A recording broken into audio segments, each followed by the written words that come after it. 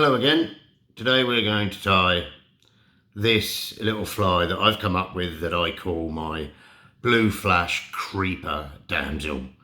Blue Flash for obvious reasons, and Creeper Damsel because I've been using this this material here, which is called FNF Creeper Chenille, which is a really, like, it's full of rubber legs, it's full of movement. I'm going to show you the packet. So it's from a company called FNF, and it's called Creeper Chenille. Obviously this one's in olive. This is a great fly. I was at a local fishery actually yesterday with a friend of mine, and the fish were going absolutely crazy for this little damsel nymph here. It was a great little pattern, so it's well worth giving it a try. I'll certainly be using it a lot more. Anyway, in the vise I've got a long shank style hook, size 10, quite a heavy wire hook, and on that is a 3.5mm olive tungsten bead. Now I'm just going to start the thread behind the eye. Thread is uni in 6/0 and olive. We're going to run the thread back to halfway between the barb and the hook point, and here we're going to put in our tail. Tail is just literally olive marabou. I'm going to tear some from the stalk, from the feather, come in, take the funny bits of skin, whatever it is, the bits of stalk away, and then pick all the fluff off the stalks. It makes for a neater tie-in. You can see all the fluff I've taken off there. And we're just going to catch this on the side. We're going to run it up. Whoops. We're going to run it up all the way to the bead. There we go. There's our tail. Now length, about 1.5 times the hook shank, which is about there. The waist bits, just sit on your desk because we're going to use those in a minute. Now for the blue flash. This is just one of those Gootman spools that I found in Hobbycraft of, well, it's just like a really thin blue flash. So I'm going to take a length off the spool. Because it's such a thin thread, thin flash, I'm actually going to tie in 4 bits on each side. So I've doubled it over. Now I'm going to come in. Whoops. I'm just going to run. Just going to catch that. I'm going to run thread down the hook a little bit. I'm going to come over. Catch the thread. You can see where I've caught it on the top. I'm just going to do the same, but on my side. Catch the flash in. Tie back, pull the last bit over, catch. Just going to come in and get rid of that because it's annoying me. Right, so I have 4 bits on this side, and I'm going to trim it. So I've tied in 4 bits that side. Obviously I need to trim it, so I'm going to trim it maybe 3/4, maybe a bit more length of the tail. There I have it. And now I'm just going to do exactly the same on your side. Take the 2 bits, catch them on. I'm going to try and do this, keeping it on your side so you can see. Catch that bit back, pull that bit over, and catch it all in. And then run the thread up. And now I need to trim those bits. So take all 4 bits of flash, mind your tail, come in. There's 4 bits of flash on the end there. It's not perfect, but obviously doing it on the other side of the hook is quite difficult, but it'll do, it's fine. Now we're gonna just equal this body up a little bit. Obviously I've got a bit of a step there, but it doesn't really matter. Take thread back to where the tail starts, and the waist bit's a marabou. we're going to dub onto the thread. And we're going to run this up. We're going to run this up the body. So, I'm going to take it over. And I'm tightening every time I take it over on a fairly tight body.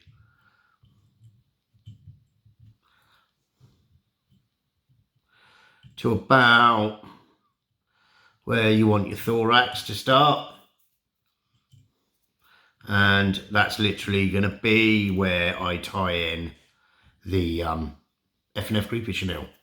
But before I tie in the F&F Creeper chenille, bit of wax on my thread, and I'm going to tie in some uni, like Mylar pearl tinsel in ice blue and in large. I just think this gives a nice little flashback to it. Sort of thorax cover, if you will. We're going to tie this in. We're going to tie this in on the top. So holding it on the side, kind of letting thread talk, roll it to where you want it. Make sure it's right on top of the hook. Make sure it's tied in well. Right. Now I'm going to bring in this F&F Creeper chenille. So I'm just going to take a few legs off the very bottom portion where I want to tie this in. Like that. Just going to trim it a little bit. And now I'm just going to catch it. Make sure I've got wax on my thread. Get it out of your way. Run the thread up to the back of the bead. And now I'm going to spin this up because it will give me a tighter rope. You can see this is pretty chunky. I don't think I need it that chunky. So I'm just going to keep spinning it, keep spinning it, keep spinning it, and it will make it thinner. Now I only want maybe 1.5 turns of this. So there's one. You've got to mind all these legs out your way as you go. Come round with the second turn. Yeah, maybe 1.5. Now tying it in can be tricky. You've got to try and wiggle past all of the legs. So that's 2. Just going to double check I've got wax on my thread. Wiggle, wiggle, wiggle. 3, pull it back out the way. Pull every leg you can out the way of that rubber. Come in, a few turns in front, and then come in with your blades, come in with your scissors and just trim. Now, any that are stuck, like this one here, come in with your dubbing needle and try and unstick it. There you go. Now I don't want all these legs. I don't want all this. So first things first, I'm just going to see how everything is, kind of see where it is. That one's way too long. We're going to get rid of that one.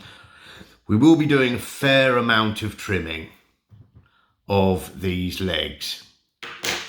But before I do that, I'm just going to wiggle my thorax cover through and see what's what, as in see where I want the leg. So I'm going to try and get it 50-50, but you know what it's like. So I'm happy with that.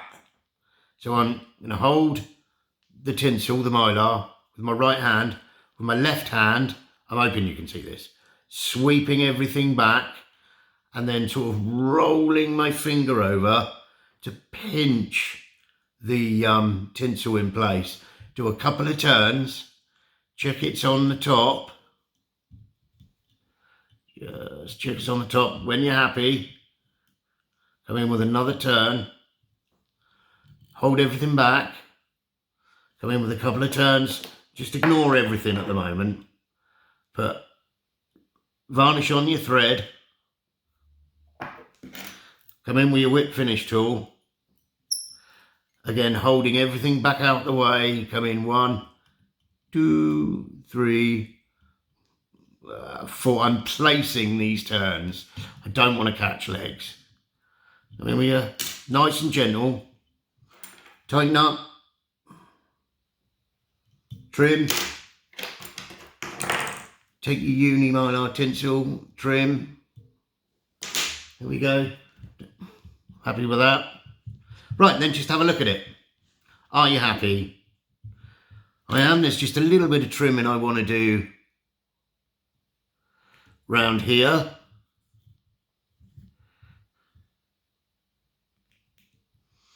I'll use my sharp scissors. I don't know why I keep picking those other ones up. I've been using these other scissors for so many years that I just always kind of automatically reach for them.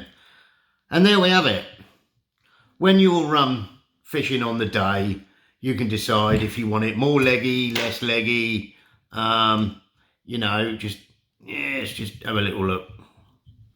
I'm happy with that. Now, lastly, I'm going to come in with some varnish, and I'm going to put a bit of varnish over the top of that uni tinsel. Can you see it's brought the blue out more? Just by putting that little bit of varnish on. I do probably a couple of coats of that. There we go. See how it brings out the blue? I'm hoping you can see that.